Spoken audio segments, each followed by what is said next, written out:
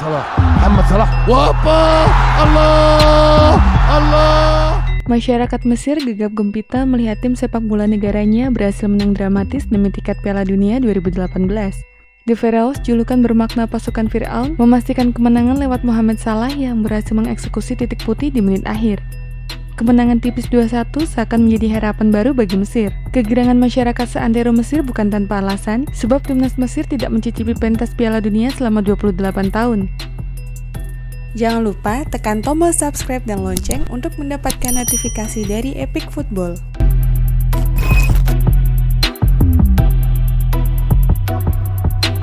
Terakhir kali The Pharaohs meramaikan Piala Dunia edisi 1990 dan 1934, itu pun tanpa sekalipun memetik kemenangan. Meski demikian, tujuan Mesir memulai lembaran baru di Piala Dunia 2018 kembali berakhir menyedihkan. Salah dan rekan-rekannya menelan kekalahan di semua pertandingan, diantaranya oleh Uruguay 1-0, Arab Saudi 2-1, dan Rusia 3-1 yang tergabung di grup A. Kutukan Mesir di Piala Dunia belum kadung hilang, padahal mereka baru mengikuti 3 dari 21 edisi. Entah kapan The Pharaohs bisa menunjukkan taji sebenarnya yang biasa mereka tunjukkan di Piala Afrika.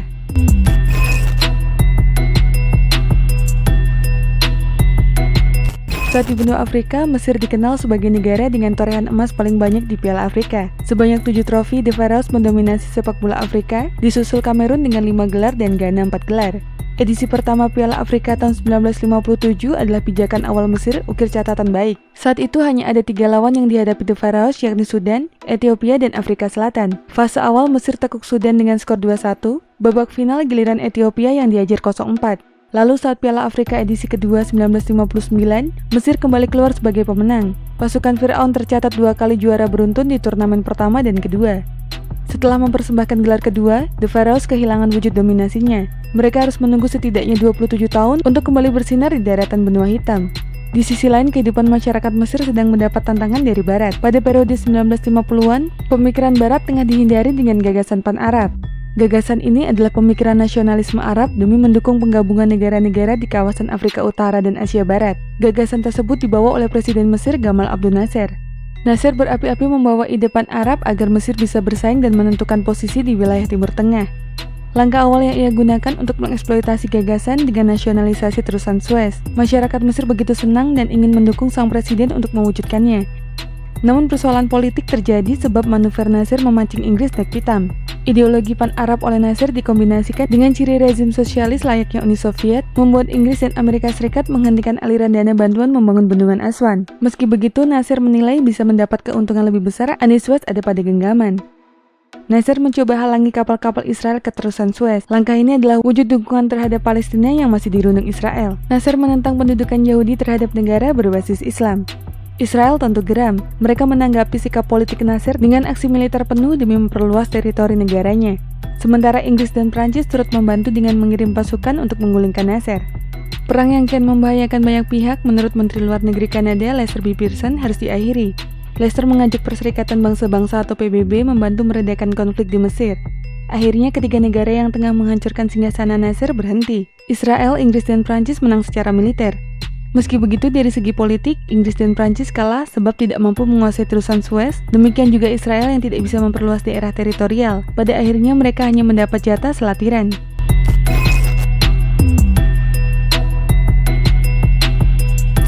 Gagasan Pan-Arab yang diadaptasi oleh Mesir bersama Suriah bertahan hingga saat ini. Keyakinan Islam merupakan hal paten yang sudah diperjuangkan oleh Presiden Mesir terdahulu, Gamal Abdel Nasser, demi terhindar dari ideologi negara Barat.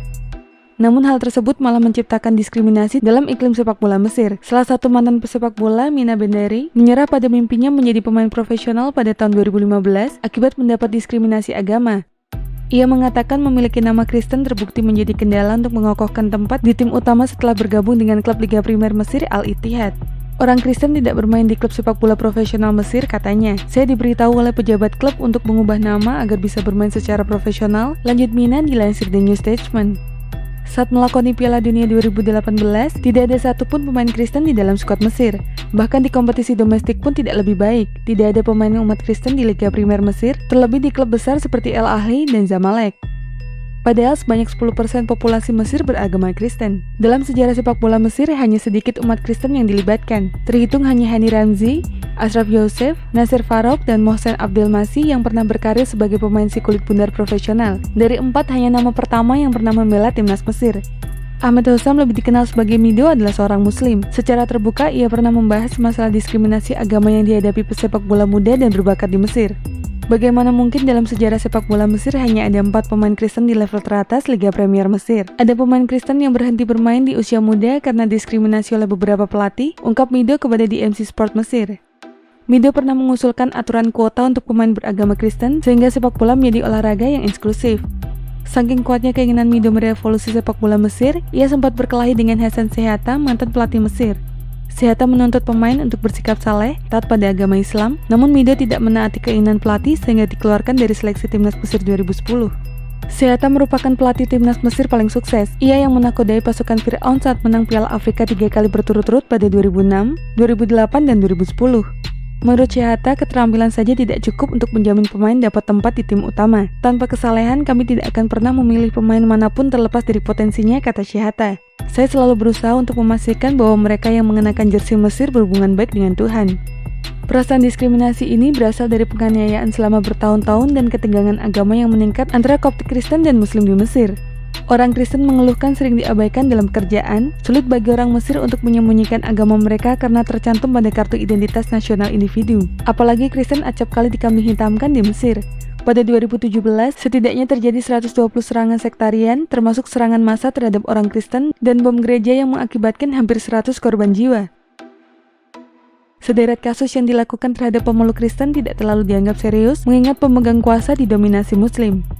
Laporan Komisi Amerika Serikat untuk Kebebasan Beragama Internasional menyebut dari 36 pejabat pemerintah hanya 1 beragama Kristen. Bahkan di daerah yang didominasi Kristen tidak ada pemegang kepentingan memeluk Kristen.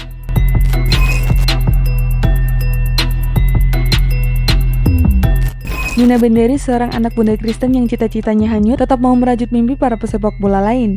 Impian Benderi diakomodasi lewat akademi sepak bola yang ia dirikan bernama Jesuits. Akademi Jesuits yang didirikannya 3 tahun lalu memberikan kesempatan pemain Kristen sekaligus Muslim berusia antara 5-30 tahun untuk meningkatkan keterampilan bermain. Jika mereka memiliki bakat yang cukup, mereka bisa direkomendasikan ke klub di Liga Premier Mesir. Meskipun termasuk peserta Muslim, jumlah peserta Kristen jauh lebih tinggi karena mereka tahu saya memahami secara langsung kesulitan dan diskriminasi yang mereka hadapi dalam sepak bola, ujar Benderi. Jesuits belum memiliki kantor pusat dan bergantung pada langganan bulanan sebesar 100 pound Mesir. Dana tersebut digunakan untuk menyewa lapangan sepak bola lokal seperti Stadion Alex Sport dan untuk membeli pakaian serta peralatan olahraga. Meski begitu, Benderi tidak lantas putus asa. Ia berharap pemain di akademi terus meningkatkan keterampilan dan mendaki liga sampai lolos ke divisi utama dan tim nasional. Dia juga berencana untuk memperluas operasi akademi dengan membuka cabang di beberapa kota Mesir lainnya termasuk Damanhur, Mahala, dan Kairo.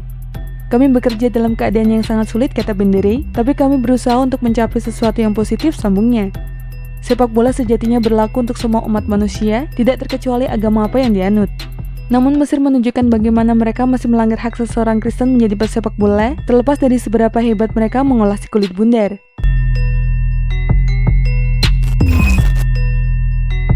Dan itulah informasi mengenai dunia sepak bola dari Epic Football. Jangan lupa untuk like, share, dan subscribe.